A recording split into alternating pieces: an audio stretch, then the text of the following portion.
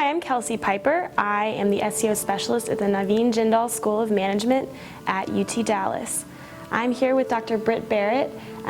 He is the undergraduate program director of the healthcare management program, and we're here to ask him some of your questions. Welcome, Dr. Berrett. Thank you, Kelsey. It's a pleasure to be here, and I appreciate the invitation. Should be interesting.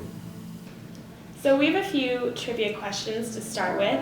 The first question is, how many hospitals do you think there were in Texas as of December 2013? There's 6,000 hospitals across the United States, so in Texas there's probably, I would say, 450.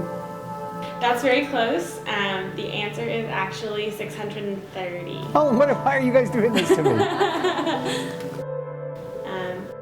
And then we wanted to ask you also, how many hospitals do you think there are in Dallas?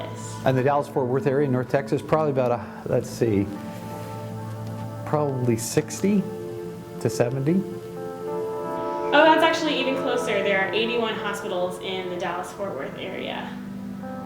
I did much better in the great state of Texas, thank you. Yes.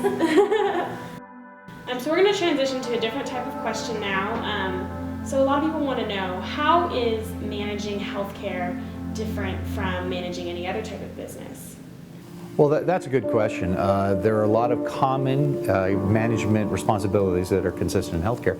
But for me, the thing that is empowering about healthcare is that it's with a purpose and a mission. There's meaning behind it. For me personally, when I entered the career, I wanted to do something that had a purpose, a mission, and healthcare absolutely has that. When you think about taking care of individuals who are needy and are in a desperate time, healthcare managers, leaders in this space, are able to provide that support and assistance. They may not be clinically gifted, but they have those managerial leadership capabilities and capacities to take care of people. Okay, so the next question is, how do you think that the healthcare industry has changed in light of recent events, particularly the issues with the VA hospital as well as the Ebola crisis? Well, we're probably in the most dynamic time in the history of healthcare. We are doing more for more people than has ever been done in the history of mankind. We're on the cusp of curing cancer. We have performed procedures that are invasive in nature, that are mind-blowing, and so it is but one of the many activities, this Ebola outbreak or the VA issue or the Affordable Health Care Act. All of these things represent this growing change in healthcare, and we need change in healthcare. Okay, great, thank you. So another thing that people want to know is, should a healthcare management major be good at biology and chemistry? Well, I'll admit I have not one clinical bone in my body. I have really no desire to see the blood in the guts. What I do have is a passion for taking care of people. And the skills that I've learned academically and professionally really allow others to do that. Others have that gift of healing in their hands. I guess I have the gift of writing an awesome memo or creating a policy and procedure or a supply chain plan, or those things are the gifts that I can bring to the table. Who do you think should explore a major in healthcare management?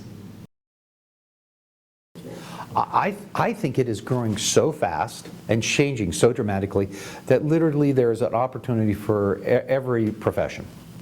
It's $3 trillion. It's 20% of the GDP. When you look at the whole continuum of care, ambulatory, what's happening on the outpatient side, physical therapy, primary care, physician's offices, then the hospital, the acuity, the tertiary care, and then the post-acute, where they go afterwards. There is a place for everyone. Marketing, human resources, supply chain, IT, list goes on and on. Even outside the School of Management, from environmental sciences to the arts to just a number of areas that are touched by healthcare and can touch healthcare. So it's really quite diverse. It really is. It absolutely is. You know, they say when you have your health, you have everything, and we're able to break down some of those barriers that have been in the past. You know, there was a time when we didn't understand how the anatomy worked. It was very rudimentary. Today, with high-speed imaging and technology, we're able to explore the human body in such a way that allows us to actually cure illness. Behind the scenes, you need leaders who can help orchestrate those efforts. And that's what the undergraduate program will provide. It'll provide that fundamental educational experience so individuals can leave and enter a professional career, even go on to get graduate degrees or PhDs in healthcare management. Okay, great. Thank you, Dr. Berrett. That actually leads us to another really great question, and that is, what is the career path for someone in healthcare management, and what type of entry-level jobs are available for someone in this profession? Well, as I mentioned, it's a $3 trillion industry.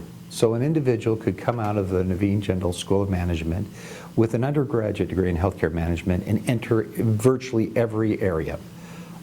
Supply chain, revenue cycle, IT. He or she could have great experiences in an entry level and move themselves up. I do believe that those that want to advance their professional experience will need to move on to graduate level work. I think that's to be expected, whether that's an expertise in IT or an expertise in healthcare management or an expertise in marketing or business administration. I think the graduate degree, I think that's important. But the undergraduate can enter virtually any place on that whole continuum of care. Okay, so we have a little bit of a challenge for you. It's a fun challenge. We would like for you in 15 seconds to list all of the skills a healthcare manager needs to be successful. Ready, go. I think they need to be well prepared. They need leadership capability and capacity. I think they need to care about people and care about their profession. I think they have to have technical skills in areas that might be specific, like IT, human resources, revenue cycle. Yeah. I could go on forever and ever. Now let's ask a fun question. Do you have any secret talents or passions? I will tell you what my passions are. Yeah. Hockey, because I am from Canada. And also, I love Jeeping. We have got 2 Jeeps and 4-wheelers and ATVs, and that's, for me, the best day in the world. Well, Dr. Berrett, thank you so much for joining us today. We really appreciate all the great information that you've given us, and we have a lot to think about now. Well, thank you. It's a pleasure, and thank you for the questions. I think healthcare is a dynamic and growing industry, and so it fits beautifully within the Jindal School of Management. I would share with you that on November 6th at 4 p.m., this Thursday, on the first floor, we are going to have a celebration. We have received authorization from the Regents to start a program, and so we're going to have a launch party and welcome anyone to attend. Looking forward to it. Great. We look forward to that as well. Thank you, Dr. Berrett.